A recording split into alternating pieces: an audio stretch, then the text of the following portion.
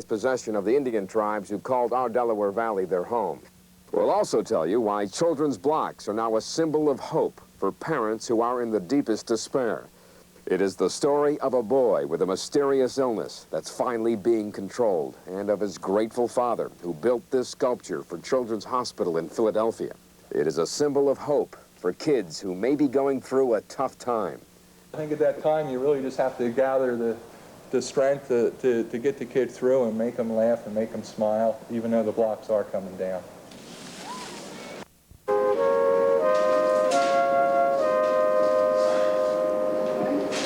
First time he was in the hospital when he was 3 months old, I didn't understand what was going on. I thought he was going to die. Vince Kramer is 5 years old now. But for his parents, Bud and Joanne of Bensalem, Pennsylvania, the search to find a cure for their son's illness seemed to take forever. The search started in California, and it ended in Children's Hospital in Philadelphia. Got a little bit dirty. There you go. Okay. It is a story of doctors who did not communicate, and of one who did.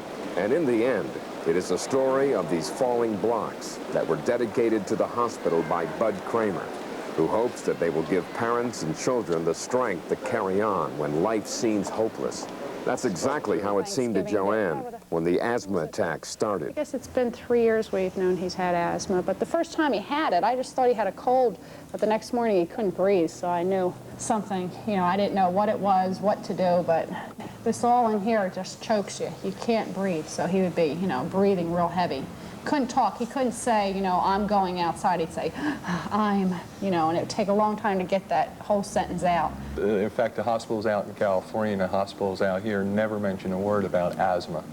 It was always acute bronchitis or pneumonia or upper respiratory condition, and nobody had ever brought up the word asthma or really brought up getting involved in testing the child for asthma or allergies. The first time he really did have the first asthma attack is we had a dog we had bought, and that brought it on. But I took him to the doctors, and you know, the doctor had like an intern he was teaching, and you know, he looked at the other doctor and said, yeah, so what do you think? And he says, it sounds like an asthma attack to me. And I said, asthma? You know, I was shocked. And here's them two talking, and they just excluded me like I'm nothing. Then he comes up and gives the kid a shot in the neck and tells me nothing about what he's doing. He doesn't even tell me what asthma is, you know, because these doctors are all too busy to explain anything to you, you know. It's just, yeah, well, just go out in the waiting room, wait 20 minutes, we'll see if this works. And I don't even know what he's talking about. What works? What's asthma?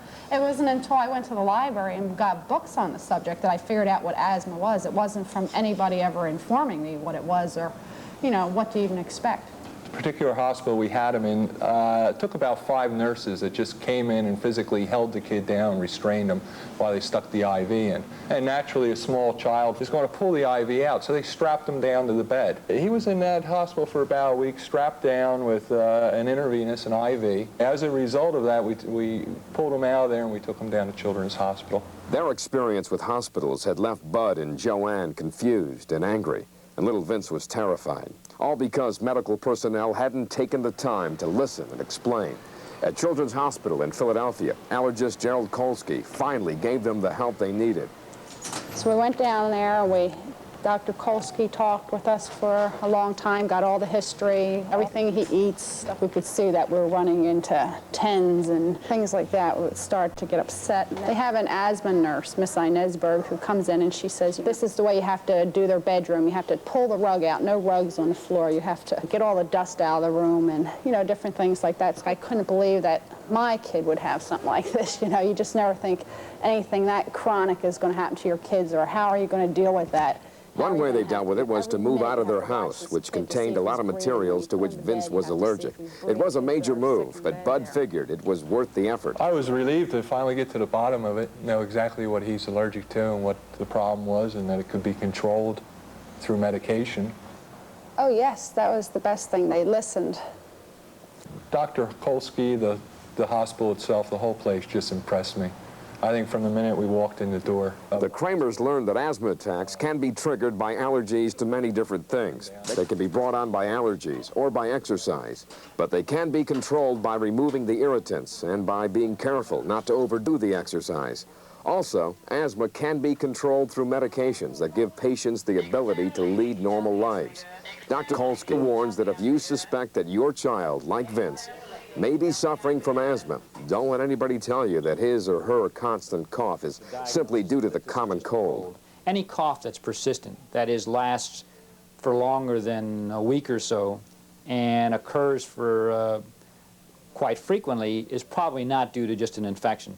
A persistent cough and a cough that's just present despite the fact that the child doesn't have a cold should be a hint to the parent that there's something else going on.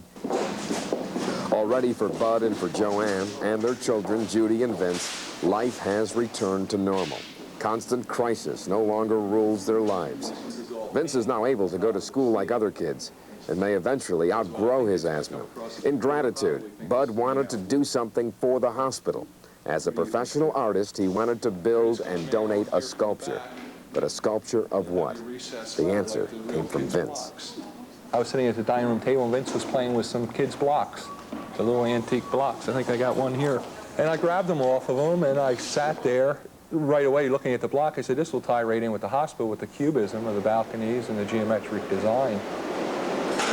Well, basically, the sculpture is going to be 16 feet tall. Some of the structural problems we have is the top two blocks are going to be teetering right on the edge, falling. And I wanted to design it in a way where you wouldn't see any welds or any structural support members that were holding those two top blocks. I wanted to really look realistically falling. Next problem that we have is a lot of this stuff has to be bolted together piece by piece because they wanted the sculpture to go up on the second floor balcony of the hospital. Raj, can you hold this whole thing here while I get in the middle? Bud gave up his weekends for a year to work on this piece.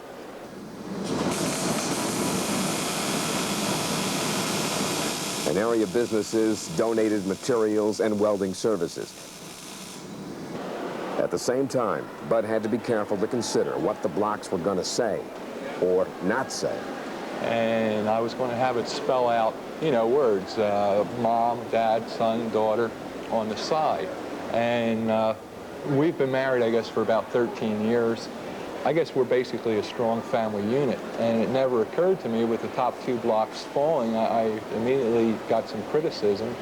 The people said that people would interpret the sculpture as the family unit is falling apart because you have the top two blocks falling with the words mom and dad. Again, the sculpture is going to go right outside the psychology department. You have a lot of children with mental problems. And we really didn't want to spell out any type of name on the blocks where it would give a child that's going through therapy maybe some type of an engram over, you know, why does it say this on the side or why does it say that? And of course, if you put mom or dad, a lot of the children don't have their moms or their dads or they're divorced. So basically, we've scrambled the letters on all sides of the blocks so that there's no hidden meanings or no misinterpretations of it. Well, that's not quite true. There's at least one hidden meaning in these blocks. It is the name of a kid called Vince. Since he's the one that brought us to the hospital, I have his name spelled out on one side, but they're scrambled. So it physically doesn't say Vince, but we know it's here. That is the secret of the falling blocks. As to their meaning, Bud hopes that it will be clear to all who look, and he hopes it'll make them feel a whole lot better.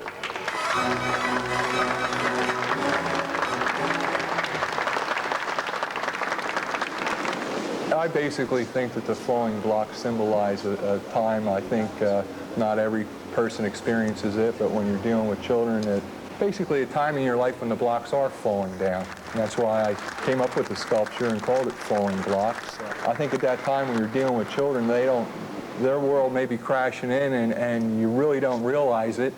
And I don't think you really want the child to realize it. I think at that time you really just have to gather the strength to get the kid through and make them laugh and make them smile, even though the blocks are coming down. Well, yeah, I had a little poem that tied in with the sculpture, and I guess it was short and brief. It'd say, may God give us the strength to make a child laugh when the blocks are falling down.